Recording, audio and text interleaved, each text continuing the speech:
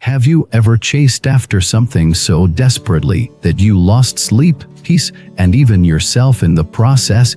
Have you ever held on to someone or something so tightly that you ended up pushing it away?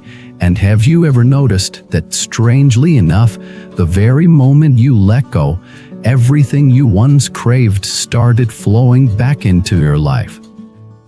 Hi everyone, welcome back to the channel. I'm so glad you're here, because today we're diving into a truth that many people only come to understand after years of struggle and heartbreak. Today's topic is this: when you let go of attachment, that's when real possession begins.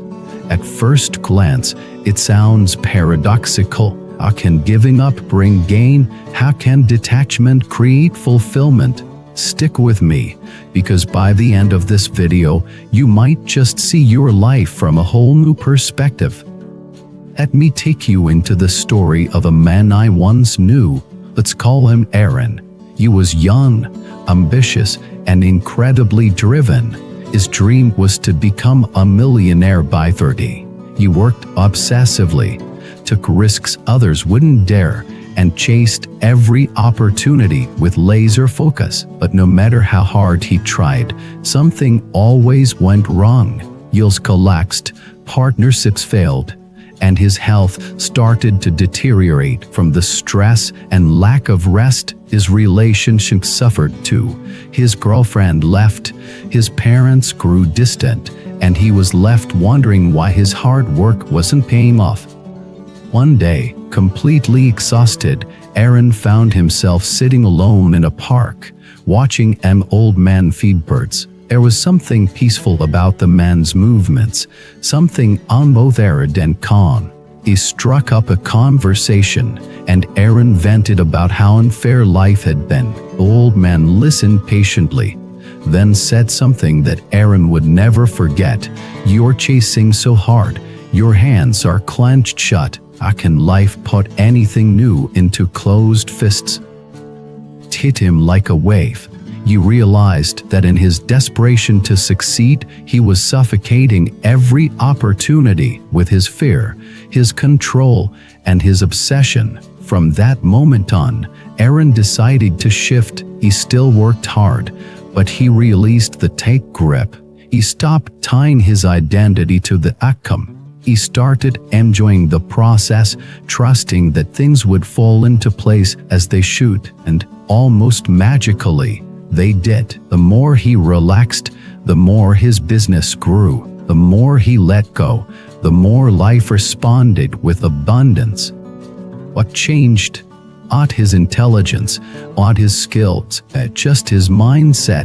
He shifted from "I must have this or I am nothing" to "I will give my best and trust the rest."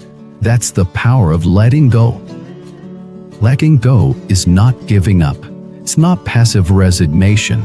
It's about releasing the need to control things you can't control and focusing your energy on what you can. It's about trusting that the universe doesn't operate on your schedule, but it does respond to your energy.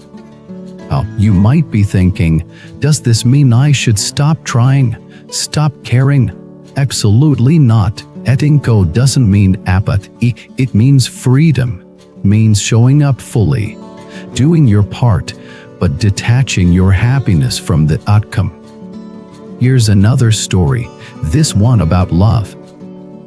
A woman named Lisa fell deeply in love with a coworker. He admired him, supported him, and showered him with kindness, but he didn't return her affection.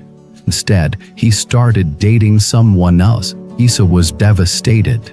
He couldn't understand why all her efforts were overlooked. He became bitter, obsessed, constantly checking his social media, replaying every interaction in your mind. One night, he finally broke. He deleted all traces of him from her phone, took a deep breath, and wrote in her journal, "I release you, not because I don't love you, but because I finally love myself more." That was the beginning of her transformation. He started painting again, joined a hiking group, and spent time with people who made her laugh. And wouldn't you know it, if in a year he met someone new, someone who saw her, valued her, and loved her just as he was. Letting go isn't always about losing. Sometimes it's about making space for what's meant for you. The truth is, many of us live with clenched hearts. We hold on to pain, onto expectations, onto people who have long walked away. We believe that if we let go, we'll lose everything, but the opposite is often true. Letting go is how you regain your power. In Buddhist philosophy, there's a concept called non-attachment. It doesn't mean you don't love, care, or engage. It means you do so with open hands. You love someone, but you don't try to possess them. You pursue a dream, but you don't attach your worth to achieving it. You give your all, but you're okay with whatever comes back. It's like planting a garden. You can water it, fertilize it, give it sunlight, but you cannot force it to grow faster. If you try, you'll only harm the very thing you're trying to nurture. Your job is to tend the garden. The rest is not up to you. The most fulfilled people aren't those who have the most. They are those who are at peace with what is. Letting go is also a form of maturity. It's knowing when to stay and when to walk away, when to speak and when to be silent, when to fight and when to flow. Remember meeting a man named David who lost his wife to cancer. For years, he clung to her memory, refusing to move on. He stopped celebrating holidays, avoided gatherings, and carried her photo everywhere. One day, he told me, "I feel like I died when she did." But through time, therapy, and spiritual reflection, he began to understand that holding on to her pain wasn't honoring her life, so he made a small shift. He started volunteering at a hospice, helping families going through what he once endured. And through that act of letting go, he found purpose. He said, "I didn't stop loving her, just stopped holding my grief hostage." Letting go doesn't mean forgetting. It means remembering without the chains.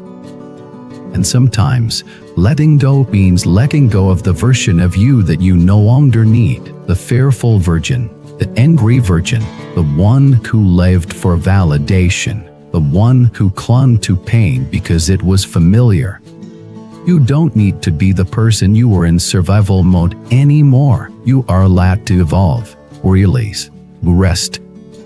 Let me ask you this: what are you clinging to today? What pain, what dream, what story are you gripping so tightly that your knuckles are turning white? What would happen if you opened your hands just a little? You might find peace rushing in. Life will never stop changing. Seasons come and go. People enter and exit. What remains is your inner world, and you have the power to make that world calm, no matter what the external chaos looks like. When you let go, you stop swimming upstream. You start floating with the current. You begin to trust that where life takes you may be even better than where you were forcing yourself to go. Letting go is not a weakness. It's a decision to stop fighting what you cannot change and start building what you can. So today, I invite you to ask yourself, what am I holding on to that is holding me back? And what would life look like if I released it? Thank you so much for watching this video. Hope it offered you a fresh lens, a new breath, or even the courage to unclench a little. If you've experienced the power of letting go, I would love to hear your story. Share it in the comments below. And if this message moved you, consider liking the video, subscribing to the channel, and turning on notifications so you never miss another conversation that could change your life. You can also support us by joining as a member, which helps us continue creating content that matters. Let go, Not because it's easy, but because it's the doorway to everything your soul has been asking for.